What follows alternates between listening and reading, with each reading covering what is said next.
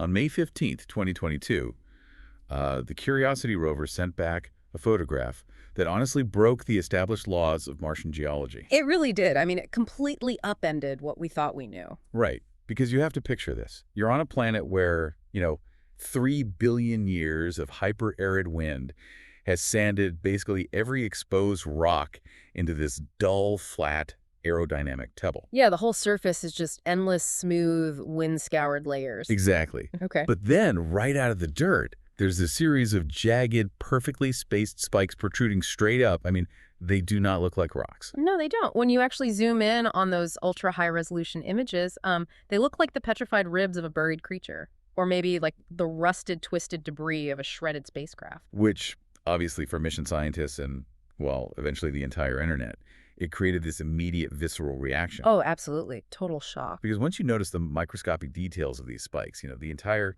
accepted timeline of the red planet begins to look very, very different. It's an image that fundamentally shatters the visual language we've come to expect from the Martian surface. I mean, to understand the gravity of this anomaly, you really have to understand the environment of Gale Crater. Right. It's defined by deep time erosion, right? Exactly. It's this world of smooth sedimentary layers and these rolling dunes of red dust. So having these delicate, spindly protrusions sticking straight up, I mean, it simply defies the physics of that specific environment. They just shouldn't be there. Which is exactly why we are dedicating this deep dive to tearing this whole anomaly apart. We have to. It's too important to ignore. Yeah. And for you listening, we are pulling our data directly from official NASA mission logs, intense geological studies on seismites from the Journal of Astrobiology, and SciOpen. Plus the independent investigative files from the Black Vault. Right. And even those viral reports from platforms like Indy 100 and Wyo News. We want to deconstruct exactly what happened on Sol 3474 and separate all that viral internet speculation from the hard science. And honestly, the truth we're going to uncover is a violent, cataclysmic reality about Martian history. Oh, it's far more terrifying than finding a crashed UFO, if you ask me. Because this isn't just about weirdly shaped rocks. This is about a literal planetary crime scene. To treat this like a proper investigation, we really have to establish the baseline facts first. We need to ground ourselves in exactly where the rover was and what it was doing. So take us back to those hours leading up to the photograph. Well, Curiosity wasn't just aimlessly wandering the crater floor. It was navigating this highly challenging, really steep terrain near a geological feature they call Mirador Butte. And geographically, that's a critical transition zone on Mount Sharp, isn't it? Like, it's moving between the older clay-bearing stratigraphic units and the younger sulfate-bearing units. Precisely. And that transition zone, I mean, it is the holy grail for understanding Martian climate collapse. Because of the water history, right? Yeah. Right. The clay-bearing units represent an ancient Mars that was actually wet. It's where liquid water interacted with volcanic rock over long, long periods to form smectite clays. Got it. And the sulfate ones? The sulfate-bearing units above them, they represent a Mars that was actively drying out. It was leaving behind these salty minerals as the lakes evaporated. So Curiosity is driving right through the boundary layer of a planetary extinction event. Wow. It's an area that basically holds the chemical secrets of how Mars transitioned from this habitable watery world to the frozen desert it is today. Exactly, which makes the data collection here vital. And I want to stress this to you listening because it's important. We aren't looking at some blurry 1970s Bigfoot photo that, leaves all this room for imagination. The technology deployed on Sol 3474 was staggering. Oh, it's incredible. The primary image that caught everyone's attention is a mass cam panorama, and it consists of a 130-image mosaic. 130 images. Yeah. The mass camera on Curiosity is essentially a pair of fixed focal length cameras. But when the mission team commands it to shoot a mosaic, it acts almost like a flatbed scanner. It takes dozens and dozens of overlapping high-resolution images. And then they stitch them together. Right. When the imaging team back at the Jet Propulsion Laboratory actually stitched that specific mosaic together, it yielded an ultra-wide view stretching roughly 30,000 pixels across. I mean, that's a 193 megapixel product. Yeah. You can literally resolve geological features down to the scale of millimeters with that. You really can. And to back that up, The right navigation camera, the NavCam, took a series of 24 frames at the same time. Okay. Each of those frames captured a 45-degree field of view. They compiled this into a seam-corrected 360-degree cylindrical projection centered exactly at 203 degrees azimuth. So they mapped this specific site down to the very grain of sand. We know exactly what the topography looks like. We do, and that level of precision is why we can absolutely trust the visual data. But, it also highlights the intense operational reality of Mars exploration.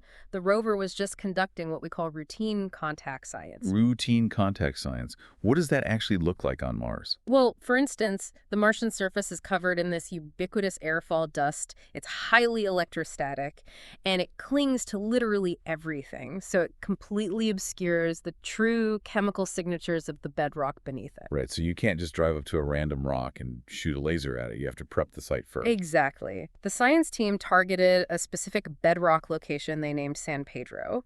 But to get accurate readings, they had to deploy the rover's dust removal tool, or DRT. That's a wire brush, yeah. Yeah, it's a motorized wire bristle brush mounted right on the robotic arm.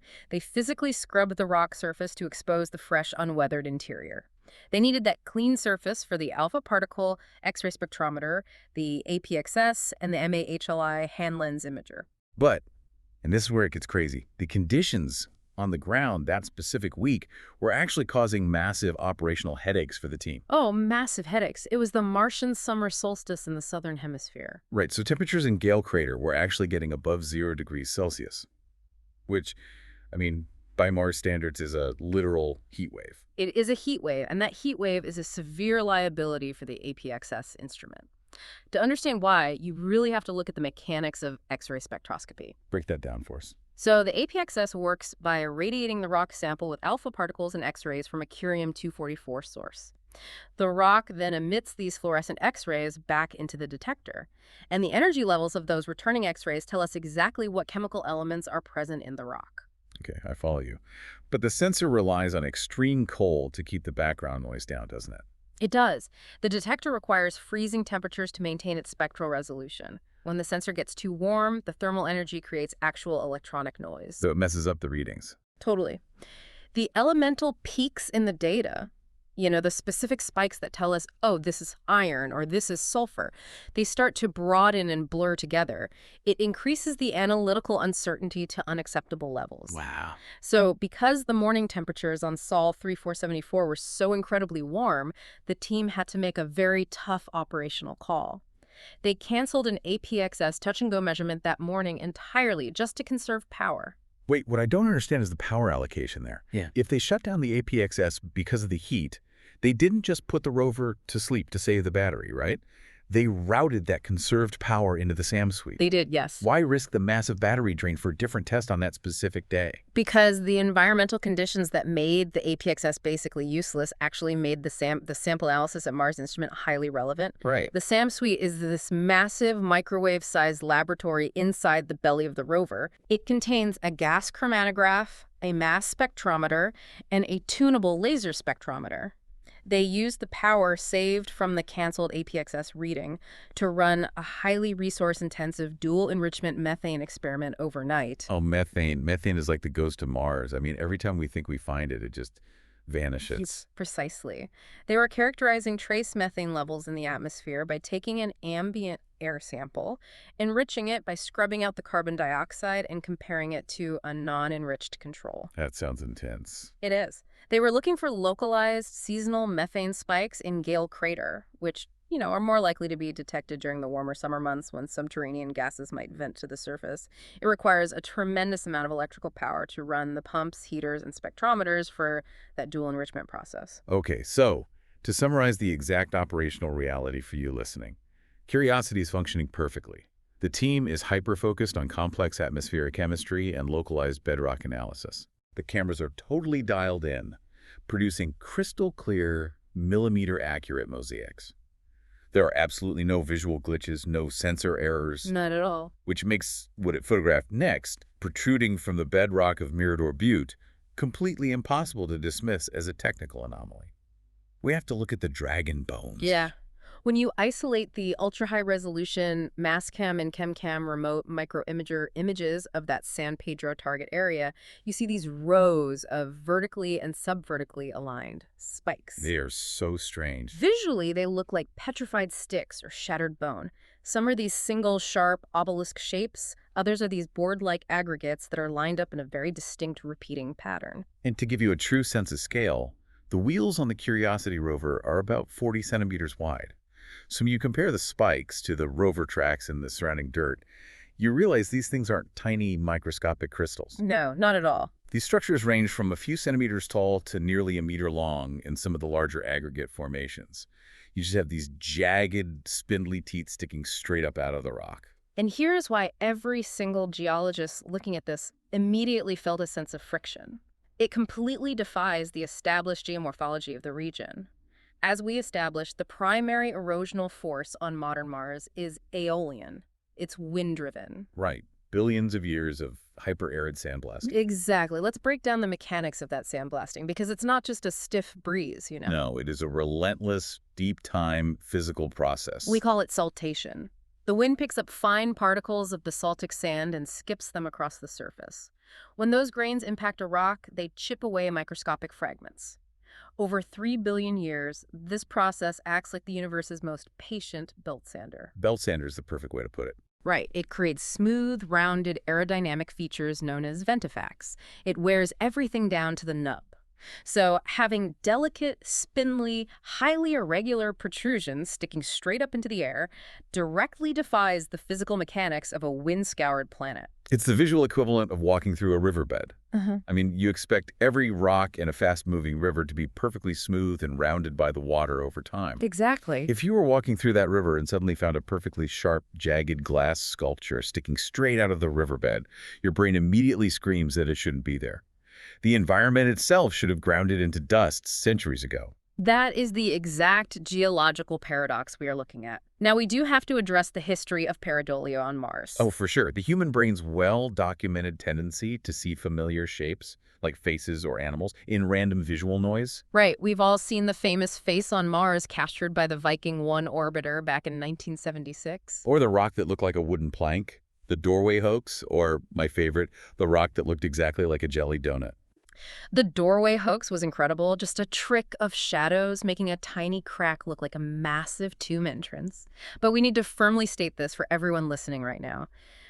Unlike the face on Mars, which was literally just low-resolution topography playing tricks with the angle of the sun, these spikes are highly documented, physical, measurable, three-dimensional structures. Yeah, they're casting distinct physical shadows that physically change with the time of day.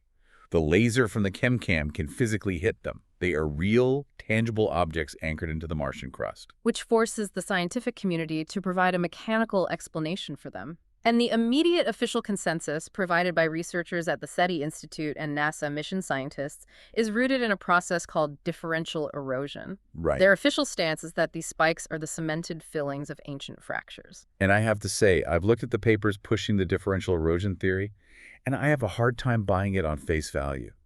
I mean, how does a crack in the mud turn into a jagged, meter-long spike that survives 3 billion years of saltation? Well, to understand their argument, you really have to rewind the clock about 3 billion years.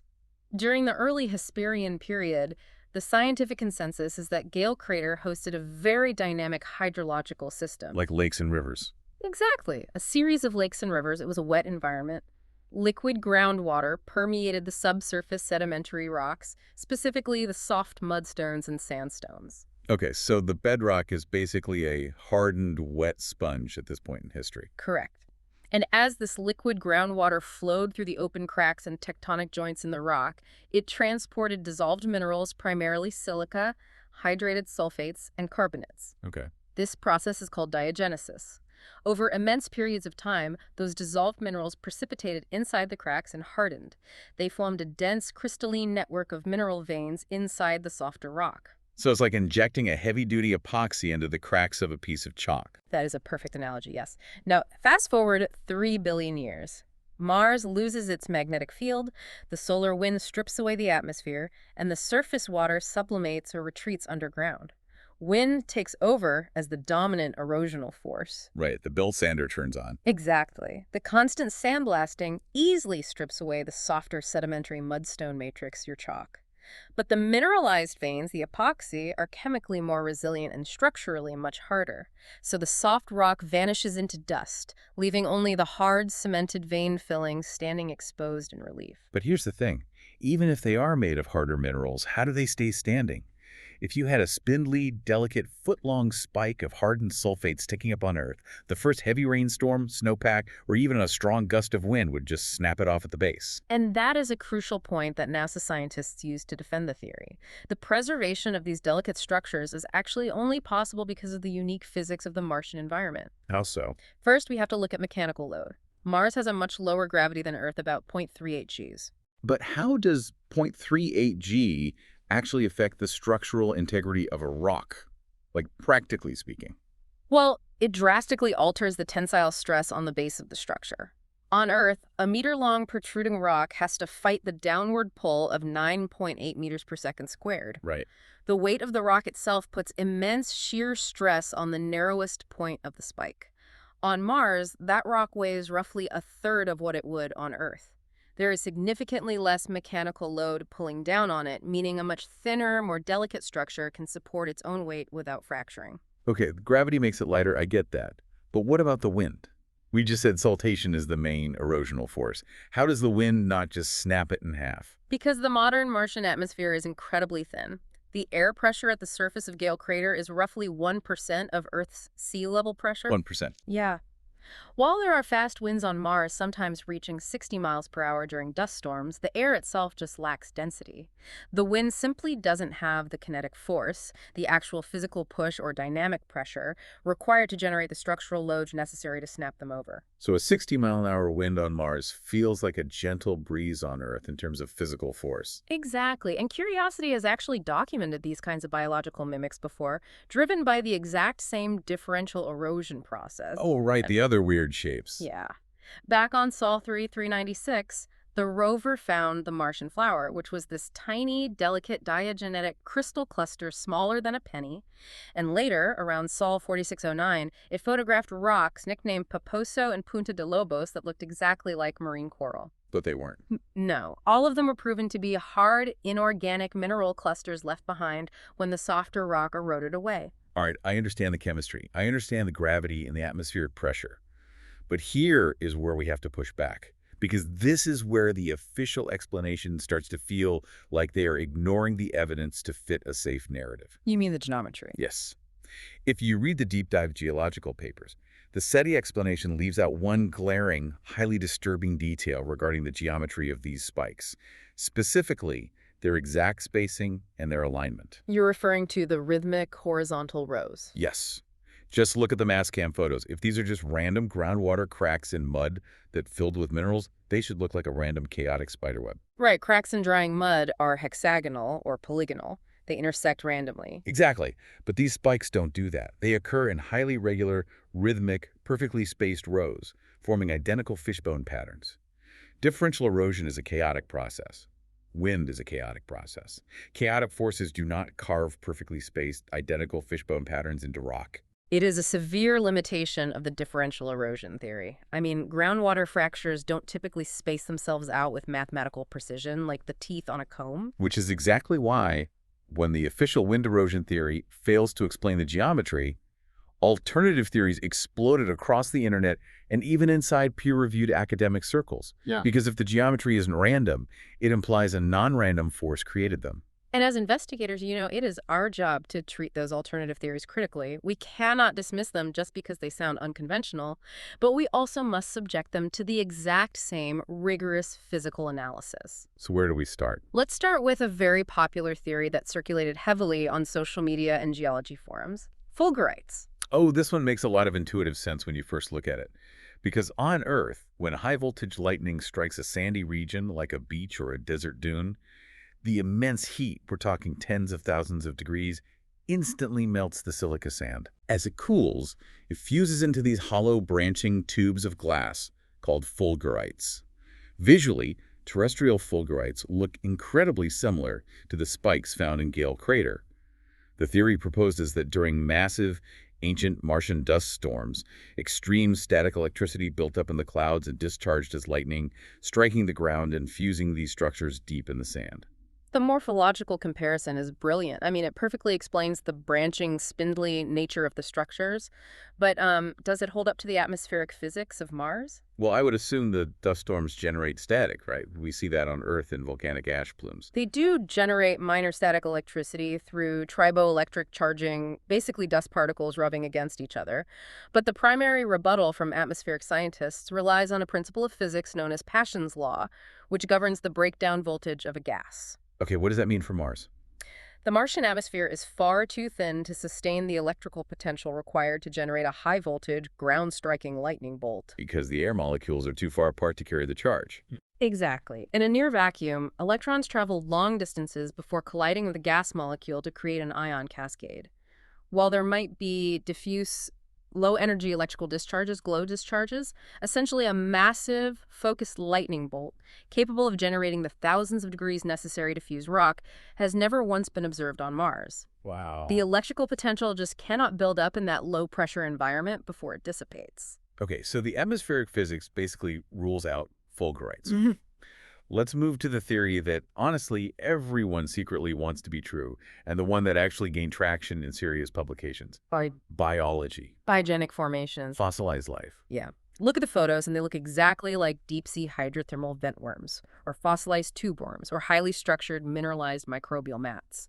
There are actual comparative morphological analysis papers, specifically published in the Journal of Astrobiology, comparing these specific Martian structures to terrestrial fungi and tube worms. I've read them. The visual comparisons are intense. They put the photos side by side, and the resemblance isn't just close, it's uncanny. The branching patterns, the radial symmetry, the spacing. If you found this rock in the ocean on Earth, you'd immediately classify it as biological. The morphological resemblance is striking, and the Journal of Astrobiology raises very valid points about convergent evolution and structure. However, in astrobiology, morphology alone is never enough. Science requires chemical corroboration. And what happens when curiosity actually tests the chemistry of the dragon bones? It definitively rules out biology. Really? Yeah. When the ChemCam instrument and the alpha particle X-ray spectrometer analyze these specific rocks, there are 0 cellular or chemical biomicrobial signatures present in the rock matrix itself. None. None. If these were fossilized tube worms or microbial mats, we would expect to see specific isotopic ratios of carbon, specifically a depletion in carbon-13, which biological processes heavily favor. We would expect to see complex organic molecular structures preserved within the sulfates. But the instruments detect nothing. It's just dead rock. It is purely inorganic mineral. No complex organics, no isotopic fractionation, no cellular microstructures visible to the MAHLI hand lens imager. It is a biological mimic, but chemically it is entirely abiotic. Which brings us to the third alternative theory. And this is where the conversation takes a very dark, slightly unsettling turn. It really does. Because we aren't just pulling this idea from Reddit conspiracy boards. This theory is explicitly supported by quotes from peer-reviewed literature. A research paper analyzing these spikes in the Journal of Astrobiology literally states, and I quote, "A fragment from an extraterrestrial or terrestrial spacecraft cannot be discounted with absolute certainty." The spacecraft debris hypothesis. Right. And before you write this off as pure science fiction, we have to acknowledge the human element of Martian exploration. Mars is a graveyard for human hardware. Over 10 human-made crafts have crashed, burned up, or violently disassembled upon landing on the Martian surface over the decades. The Soviet Mars 2 probe, the Mars Polar Lander, the Schiaparelli EDM lander, just to name a few. Furthermore, even successful missions intentionally jettison hardware. When a rover lands, it drops heat shields, parachutes, backshells, sky cranes, all of which smash into the ground at high speeds, scattering metallic debris over miles. The argument presented is that these spikes could be a shredded axle, the rusted, twisted remnants of a landing gear, or maybe a piece of crumpled fuselage from a terrestrial craft that crashed in Gale crater long before Curiosity ever arrived. Or, as the paper provocatively suggests, debris from an extraterrestrial vehicle subjected to the exact same erosional forces. I mean, look at the human debris we've left there. If a Soviet probe from the 1970s smashed into Gale crater at terminal velocity and the shattered metal was exposed to the harsh Martian elements UV radiation and sandblasting for 50 years, Wouldn't it corrode, oxidize, and get covered in dust, making it look exactly like part of the surrounding rock? How do we know it's not a shredded heat shield? It would certainly gather dust, and depending on the specific aerospace alloy, it might show signs of severe pitting and oxidation. But here is the fatal mechanical flaw in the spacecraft debris theory, and it comes down to the ChemCam instrument again. We don't just rely on cameras, we rely on laser-induced breakdown spectroscopy, or LIBS. Oh, I love this tech. Explain how LIBS actually works, because it honestly sounds like science fiction. It is an incredible piece of technology. The ChemCam literally shoots a high-powered infrared laser pulse at the target rock from up to 7 meters away. A laser beam. Yes, a laser beam that delivers roughly a megawatt of power onto a pinhead-sized area for a few billionths of a second. This intense heat vaporizes the target material, turning it into a glowing plasma. That is so cool. And then the instrument captures the light emitted by that plasma and runs it through a spectrometer. Every single chemical element emits light at specific, unique wavelengths when ionized. So it's essentially reading the barcode of the rock's chemistry in real time.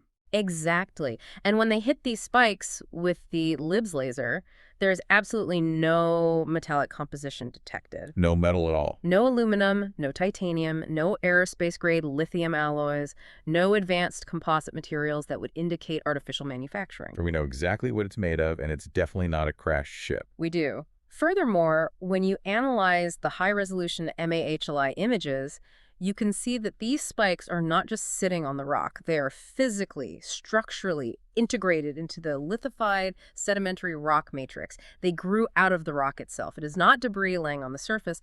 It is geologically native to the bedrock. So we have arrived at a total stalemate. We have proven chemically it's not metallic spacecraft debris. We know there are no biological signatures, so it's not a tube worm. We know the atmospheric physics prevents lightning from fusing it. But the official NASA wind erosion theory still completely fails to explain why these spikes occur in highly regular, rhythmic, horizontal rows pointing in the same direction. Wind does not carve mathematically perfect combs into the rock. If it's not a crashed ship, and wind couldn't have spaced them so perfectly, what force on Mars has the energy and the geometry to do this? This brings us to a major breakthrough, published in the peer-reviewed journal SciOpen. And this is where the official explanation of simple wind erosion and the alternative interpretation diverge, revealing something far more violent. Violent. How so? To solve the geometric mystery of Gale crater, geologists had to look at a place on Earth where a massive pressure wave was generated in the ground. We have to look at a terrestrial discovery in Germany. Wait, if Gale crater has been geologically dead for billions of years, lacking any active tectonic plates to generate a quake, where does that immense pressure come from? To answer that, we look at the North Alpine Foreland Basin, or NAFB, in southern Germany. Roughly 14.8 million years ago, a massive asteroid struck this region, creating the Nördlinger Ries impact crater. It's a huge, 24-kilometer wide scar on the Earth. Wow, 24 kilometers. Yeah. Now, when an asteroid that size hits the planet, it doesn't just make a hole. It transfers an apocalyptic amount of kinetic energy directly into the Earth's crust, triggering a catastrophic earthquake. We're talking magnitude 7, 8, or even higher. Right. Easily the magnitude 8.5 or higher. This impact quake was so powerful that the shock wave traveled through the crust and liquefied water-saturated sands up to 200 kilometers away from the impact site. 200 kilometers away? That's insane. And in the aftermath of that cataclysmic event, as geologists were excavating the mid-Miocene sediments of the NAFB, they found something incredible preserved in the dirt. They found identical, perfectly spaced, jagged protrusions. Geologically, they call them sand spikes, or more accurately, seismites. Seismites, basically fossilized earthquakes. Exactly. They are pseudoconcretions formed not by slow wind erosion, not by random groundwater diagenesis, but by violent, instantaneous seismic pressure. So the earthquake makes the spikes. Yes. The shock wave of the earthquake, the P waves and S waves, travels through the wet sand, causing a massive pressure differential that forces minerals to instantly crystallize in these sharp, spiky fishbone patterns. We also see this exact physical phenomenon on Earth in Southern California, near the Imperial and San Andreas faults, following major tectonic quakes. So you have these identical spikes forming on Earth, exclusively in areas that have experienced massive cataclysmic earthquakes or asteroid impacts. But how does that solve the geometry problem we talked about earlier? Because of the directionality. On Earth, when you map these sand spikes in the Nördlinger Ries impact zone, or in California, Over 95% of the spike appeases the sharp tips point directly away from the seismic source that induced the liquefaction. Wait, you really? Yes. They are essentially directional arrows frozen in stone, pointing precisely away from the epicenter of the quake. The geometry isn't random. It's a vector recording of the shock wave itself. Okay, let's take that math back to Mars. Because Curiosity found more of these spikes later in the mission, didn't it? It did. On Sol 3786, nearly a year after the first anomaly, Curiosity is navigating near the head of the Geddes-Valles channel, and it captures images of more of these spikes.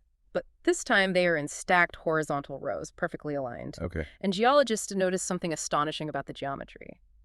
Every single one of those spikes points consistently toward the east. Wait, if they act as a compass and 95% of them are pointing east, that means the seismic event that created them must have originated from the west. Exactly. And when you look at a high-resolution topographical map of Gale crater and you trace a line exactly 35 kilometers to the west of Curiosity's position, you find the Slognos crater. No way. Yes, it is a 6 to 7 kilometer wide impact crater sitting right there on the Martian surface. So let's connect the dots here because this is incredible.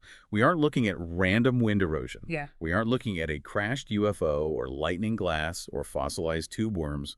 We are looking at the literal physical footprint of a massive planetary earthquake induced by an asteroid strike, frozen in time for 3.5 billion years. It completely shifts our understanding of what Curiosity photographed. The geometry proves the origin.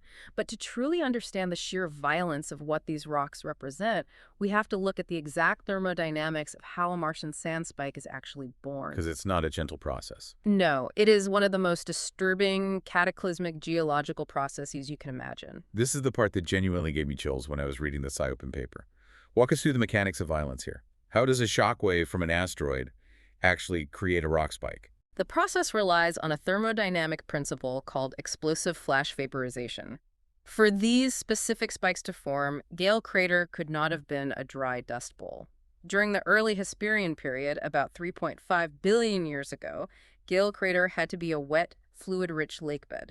The subterranean sand was completely saturated with liquid water and heavily dissolved hydrated sulfates. Okay, so you have a wet, sandy lake bed under pressure from the water above it. Then what happens? The Slugnos asteroid hits. An object hundreds of meters across slams into the Martian crust just 35 kilometers away. The impact instantly triggers a magnitude 7 or higher impact quake. A sheer wall of kinetic energy, P waves, S waves, and rolling Rayleigh waves tears through the bedrock at thousands of meters per second. That's terrifying to even picture. And as this massive seismic shock wave hits the water-saturated sand beneath Gale crater, something really terrifying happens. Your ground liquefies. The physical structure of the sand matrix collapses entirely. The ground turns to liquid instantly due to the extreme seismic vibration. But more importantly, the shock wave creates alternating zones of immense compression, followed immediately by extreme dilation, a massive, instantaneous drop in pressure inside the microscopic subterranean fractures of the rock.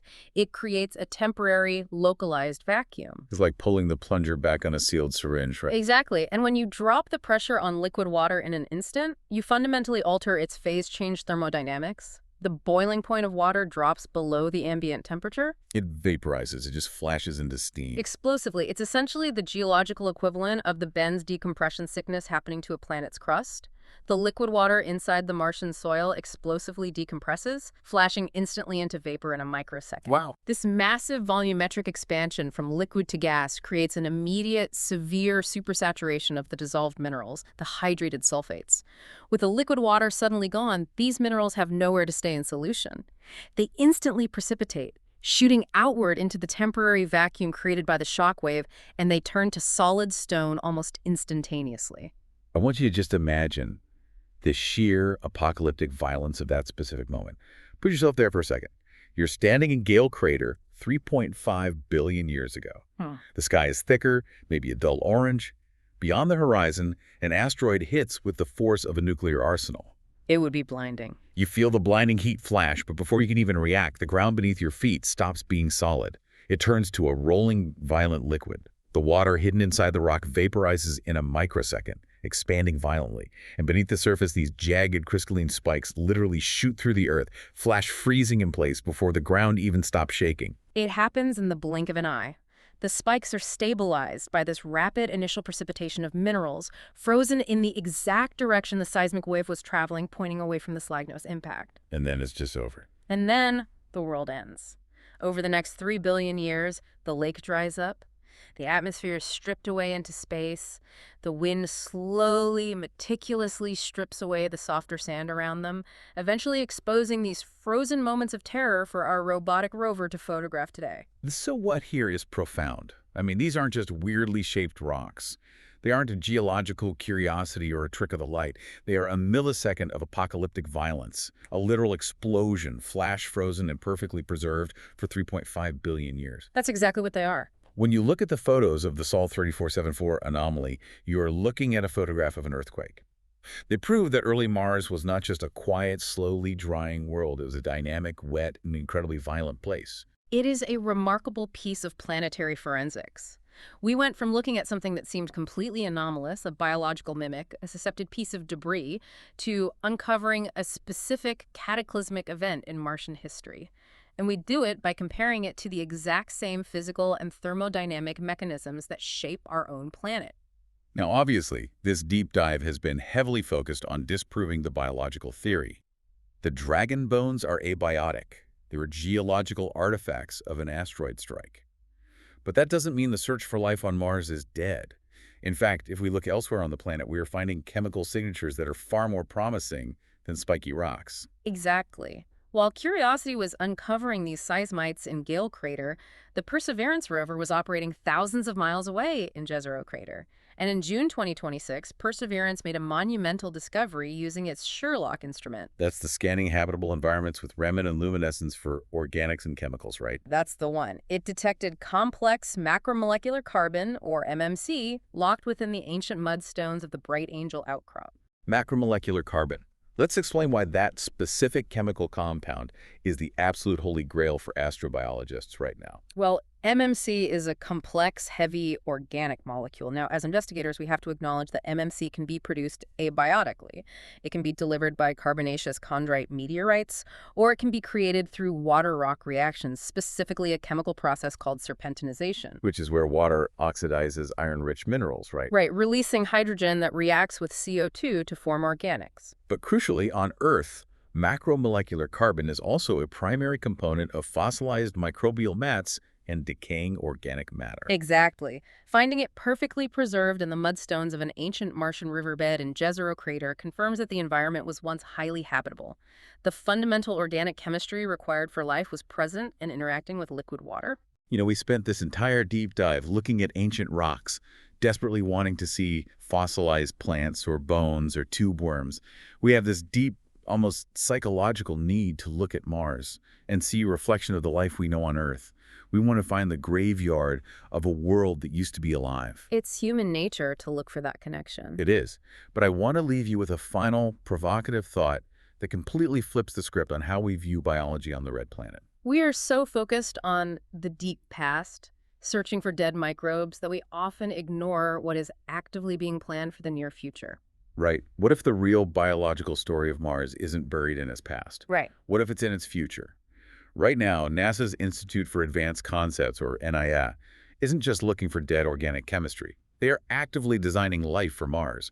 They are engineering what they call pioneer plants. The biotechnology and genetics involved in this are fascinating and slightly terrifying, to be honest. To survive the severe, cold, near-vacuum atmosphere and highly toxic perchlorate-rich regolith of Mars, you can't just plant a terrestrial seed. No, it would die instantly. Scientists are having to create actual chimeras. For example, they are taking the superoxide reductase gene from a deep-sea hydrothermal extremophile called Pyrococcus furiosus. Pyrococcus furiosus.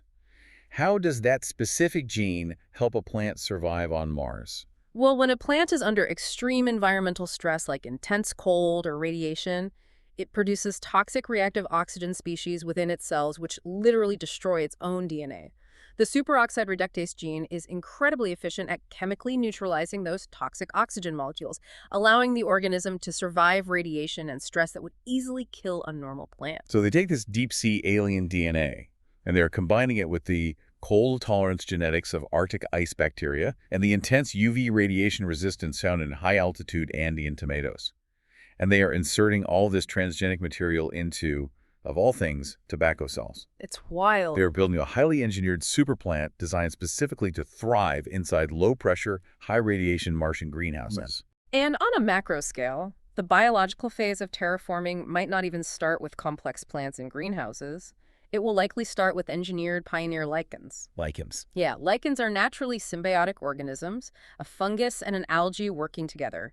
They are highly resistant to the vacuum of space, severe cosmic radiation, and total desiccation. And the long-term plan is literally to wait until the Martian surface temperature is just warm enough for stable, transient liquid water, and then fly drones through the atmosphere, spraying suspensions of asexual lichen spores, Soredia and Acedia, directly into the wind. Right onto the rocks. These lichens will land on the rocks, secrete acids to literally eat the stone, fix atmospheric carbon dioxide and nitrogen, and slowly, over generations, turn the dead, toxic red dust into living organic soil. They will chemically alter the planetary surface. They will pave the way for the transgenic crops. They will be the first biological architects of a completely new biosphere. So, think back to that image of the dragon bones in Gale crater, the jagged, frozen spikes of an ancient earthquake sticking out of the dead sand. We look at pictures of Martian rocks, and we desperately want to see ancient dead trees. But maybe we've been looking in the wrong direction this whole time. The first plants on Mars won't be fossils we dig up out of the dust. They'll be the ones we genetically engineer and plant there ourselves. Something to think about the next time you look up at the night sky.